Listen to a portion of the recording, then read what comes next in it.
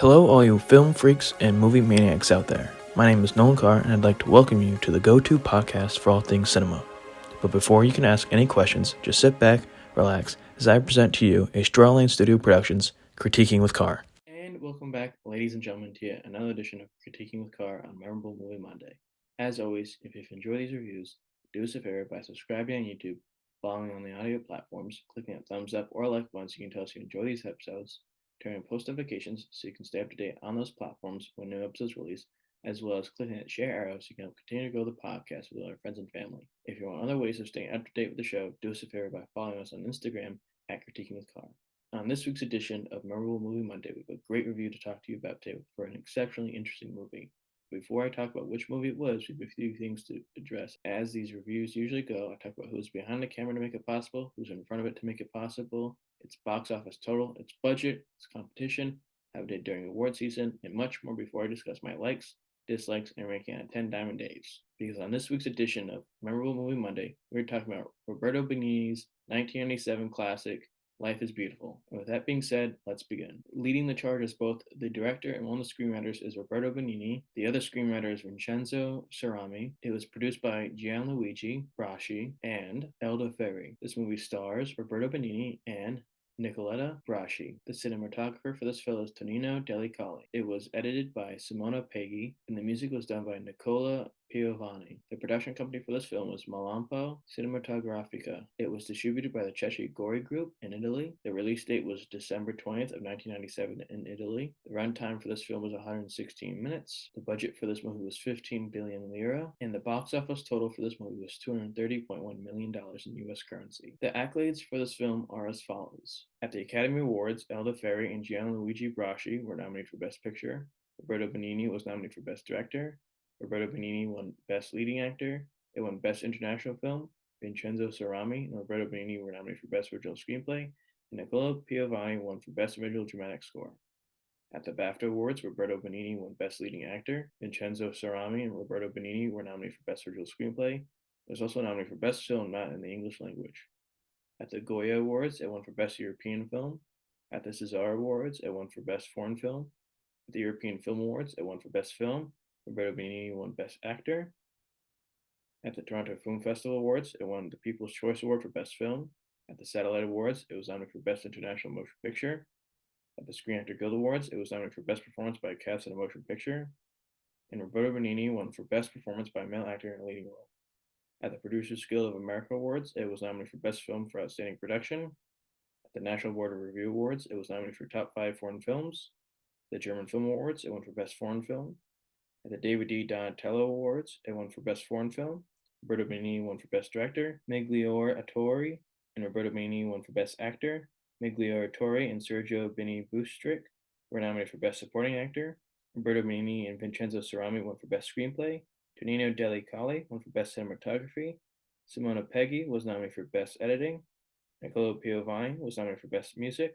Tullio Arganti was nominated for Best Sound. Danilo Donati won for Best Costume Design.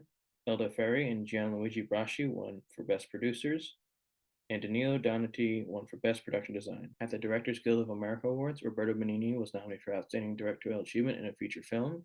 At the Critics' Choice Awards, it was nominated for Best Picture. It won for Best Foreign Language Film. At the Chicago Film Critics Awards, it was nominated for Best Picture. Roberto Benigni was nominated for Best Actor, and it won for Best Foreign Film. At the Boston Society of Film Critic Awards, Roberto Benigni was nominated for Best Direction. It was also nominated for Best Non-English Language Film. At the British Independent Film Awards, it was nominated for Best International Independent Foreign Language Film.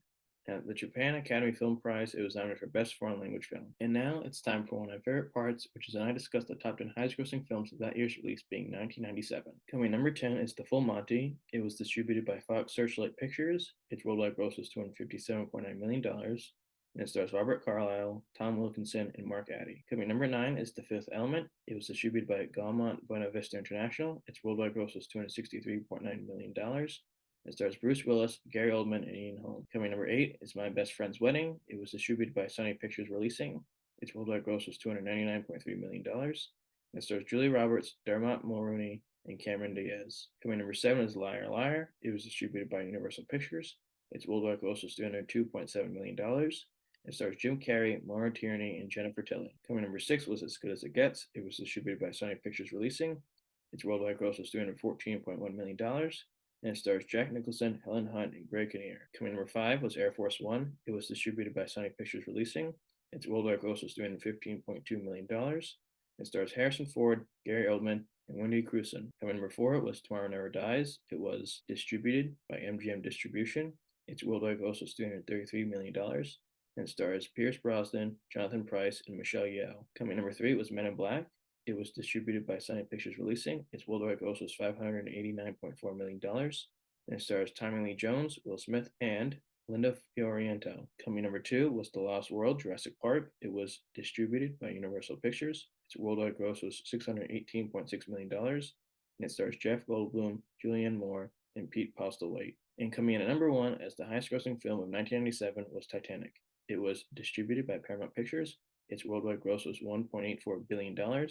It stars Leonardo DiCaprio, Kate Winslet, and Billy Zane. And now, the moment we've all been waiting for, my review of Life is Beautiful. Life is Beautiful is a captivating and thought-provoking film that skillfully blends comedy and tragedy.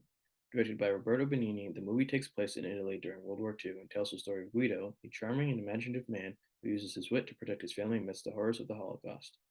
With its stunning settings, brilliant performances, and a unique approach to a sensitive subject, Life is Beautiful leaves a lasting impact on its viewers.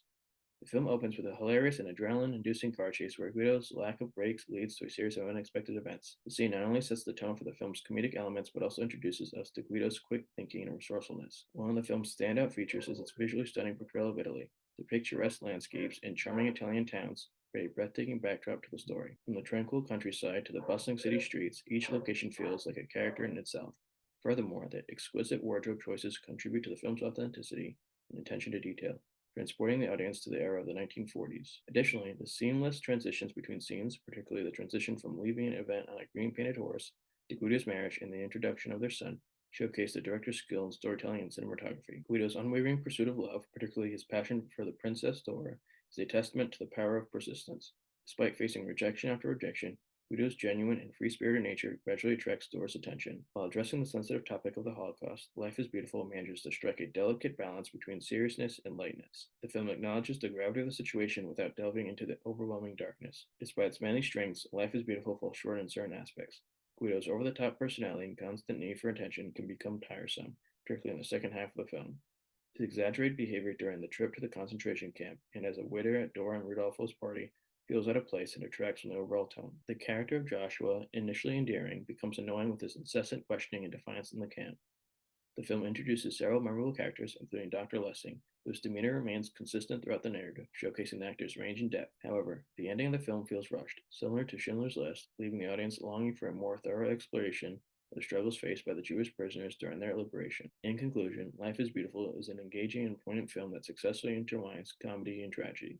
It captures the beauty of Italy, showcases outstanding performances, presents a unique perspective on a dark chapter in history. While the comedic elements may become repetitive, the film's ability to balance seriousness and lightness is commendable. Despite its flaws, Life is Beautiful is a thought-provoking cinematic experience that will leave a lasting impression. With its captivating storytelling and its heartfelt performances, this film is worth watching at least once. With all that being said, I give this film a commendable score of 7 out of 10 on the Diamond Dave scale. And with that, I'll leave you with this. If you've enjoyed this week's edition of Memorable Movie Monday on Critiquing with Carr, do us a favor by subscribing on YouTube, following on the audio platforms, clicking that thumbs up or like button so you can tell us you enjoy these episodes, turning on post notifications on those platforms so you know when new episodes release, as well as clicking that share out so you can help continue to grow the podcast with all your friends and family. Also, if you want other ways to stay up to date with the podcast, do us a favor by following us on Instagram at Critiquing with Carr. And with that being said, my film freaks and cinephiles, happy viewing.